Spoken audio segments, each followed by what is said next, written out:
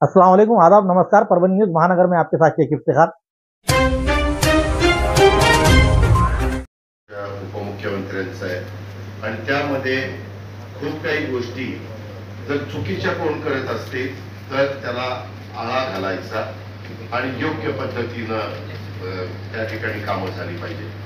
आज डीपीसीला राज्याचा नियोजन खात्याचा मंत्री म्हणून यंदा मी 21,000 कोटी रुपये दिलेले आणि तिथली भौगोलिक परिस्थिती, तिथलं लोकसंख्या, त्या सगळ्याचा विचार करून मी त्याचं वाटप त्या बाबतीमध्ये केलेलं आहे। तुम्हाला आठवत असेल लोकप्रतिनिधींना, याच्यातले काही काही लोकप्रतिनिधी फार बऱ्याच वर्षापासून प्रतिनिधित्व करतात। पूर्वीच्या काळात एवढा मोठ्या प्रमाणावर निधी हा जिल्हा नियोजनला मिळत नव्हता, त्याला आपण आता डीपीसी शॉर्ट फॉर्म केलेला आहे, परंतु आता तो आम्ही दिलेला आहे। त्या निधीच्या संदर्भामध्ये मला प्रत्येक गोष्ट व्यवस्थितपणे झाली पाहिजे। काही काही ठिकाणी मला अनुभव महाराष्ट्रात आलेला आहे की तिथं चुकीच्या सवयी आहेत, त्यामध्ये गडबड केली जाते। मी त्याच्यामध्ये जिल्हाधिकाऱ्यांना पण सोडणार नाही, डीपीओला पण सोडणार नाही। सगळे डीपीओ माझ्याच अंडर त्या ठिकाणी येतात। जर कुणी काही चुकीचं वागलं तर दादा मी काय करणार, अमुक सांगितलं तमुक सांगितलं।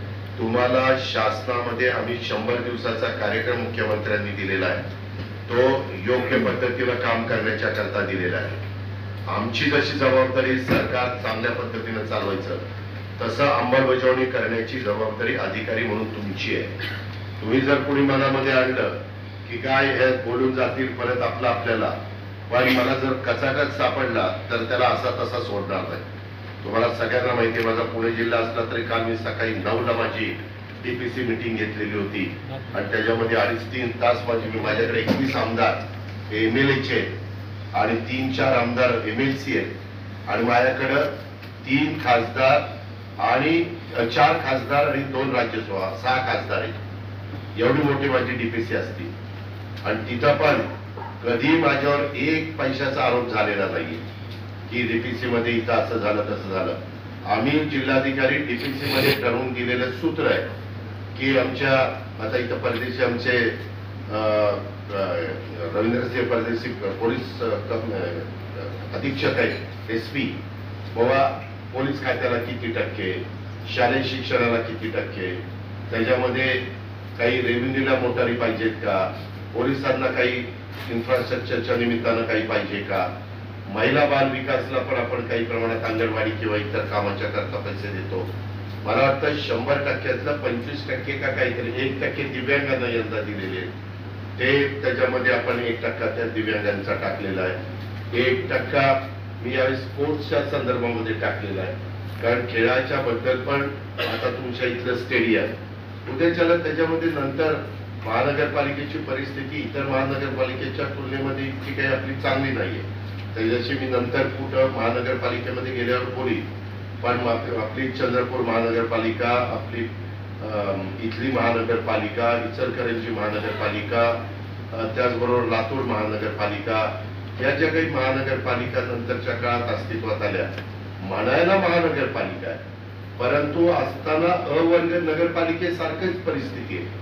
तुम्ही जर माझ्या भागात आला तर माझी अवर्ग नगरपालिका तुम्हाला ह्याच्यापेक्षा चांगलं आणि उत्तम काम, स्वच्छ रस्ते, आता एंट्री केली, आज 100 दिवसाचा कार्यक्रम आहे, एंट्री केल्यावरच कळतं की जिल्ह्याचे प्रमुख म्हणून जिल्हाधिकाऱ्यांचं किती लक्ष आहे। ती झाडं पार पाण्याने सुकलेली आहेत, कुठं ती झाडांमध्ये स्वच्छता नाहीये, ती सवळलेली नाहीये, हे काय म्हणजे। आणि आम्ही तुम्हाला काही निधी डीपीसी मध्ये नाविन्यपूर्ण, मी यावेळेस मुद्दाम नाविन्यपूर्णचा निधी कसा खर्च होतो त्याचा 36च्या 36 जिल्ह्यांचा आढावा घेणार आहे।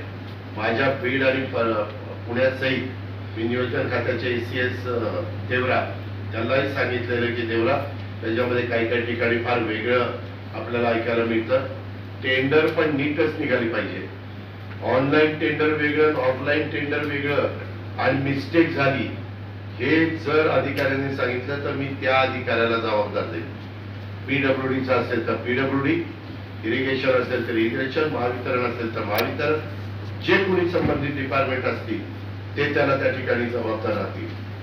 निधी पण देताना तुम्हाला नियोजन कसं आहे, बहुत नगर विकासला नगरपालिकेला इतके टक्के निधी दिला पाहिजे, रस्त्याच्या कामाला इतके टक्के निधी दिला पाहिजे. मला बऱ्याचशा ठिकाणी रस्त्यांची पण कामं त्या योग्यतेची राहत नाही, अशा पद्धतीनं एकंदरीत चित्र ऐकायला मिळतं. माझी एवढीच विनंती आहे की आज देवेंद्रजी, एकनाथरावजी, मी आणि आमची सगळी टीम काम करत असताना त्या कामाच्या संदर्भामध्ये योग्य पद्धतीचंच काम हे झालं पाहिजे. लोकांना पण रिझल्ट, जसं आता मी बीडला पालकमंत्री झालो, बीडची लोक चर्चा करायला लागली की नाही पूर्वीपेक्षा बदल आम्हाला जाणवायला लागला. मी तिथं आता विमानतळ करतो, विमानतळाची जागा. पुरानी बीमारियों की शर्तिया इलाज, घुटने के दर्द, शुगर, बवासीर, गुर्दे की पथरी, सफेद दाग, हार्ट अटैक, अस्थमा, एलर्जी, दाग कोड़ की बीमारी, गांठियों से पीड़ित, अन्य बीमारियों से परेशान होते तुरंत संपर्क करें. डॉक्टर गोविंद कामटे, आयुर्वेदिक विद्या विशारद, बालाजी आयुर्वेदिक प्राकृतिक चिकित्सा केंद्र. एड्रेस तलाठी कार्यालय के पीछे, बसमत रोड, परभणी. समय सुबह 9 बजे से दोपहर 2 बजे तक, शाम 5 बजे से रात 9 बजे तक. Mobile number 9921691008. खूबसूरती का राज डॉक्टर हाशमी के पास. बालों का झड़ना, चेहरे के दाग व धब्बे, दीगर समस्याओं का इलाज हमारे पास. हमारे अपने बनाए हुए प्रोडक्ट 100% नेचुरल, कुदरती तौर पर इलाज बगैर किसी साइड इफेक्ट के साथ. पूरी तरह से कुदरती व खालिश प्रोडक्ट्स आपके सामने बनाए जाएंगे. हमारे खुद के बनाए हुए प्रोडक्ट शिकाकाई, रीठा, आंवला, मेथी, गुड़हल के फूल, भिंगरा, एलोवेरा के जरिए हर्बल ऑयल वो हर्बल शैम्पू बालों का झड़ना व डैंड्रफ को खत्म करने के साथ सर की खुजली को खत्म करे. पतले बालों का इलाज फायदेमंद है, साथ ही बालों को लंबा, घना और खूबसूरत बनाए. चेहरे के दाग, धब्बे, कील, मुहासे, रूखी त्वचा वो चेहरे की झुर्रियां खत्म करे, साथ ही चेहरे को खूबसूरत बनाता है. खूबसूरती का राज डॉक्टर हाशमी के पास. हमारे पास ऑयल मशीन है जिससे हम आपकी लाए गए खोपरा, कलौंजी, बादाम व अन्य सामग्री का तेल निकाल कर देंगे आपके सामने. एड्रेस डॉक्टर हाशमी मिनाज, खान साहब बिल्डिंग के पीछे, दरगाह रोड, परभणी. 8421522947, 8669131304. मिलने का समय सुबह 9 बजे से दोपहर 2 बजे तक और शाम 5 बजे से रात 9 बजे तक. हमारे न्यूज आपको किस तरह पसंद आ रहा है इसके बारे में लाइक करें, शेयर करें, कमेंट करें. अब तक हमारा चैनल सब्सक्राइब नहीं किया है तो सब्सक्राइब जरूर करें.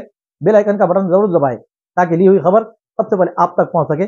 हमें फेसबुक पर भी फॉलो करें. Subscribe now and press the bell icon. Never miss an update.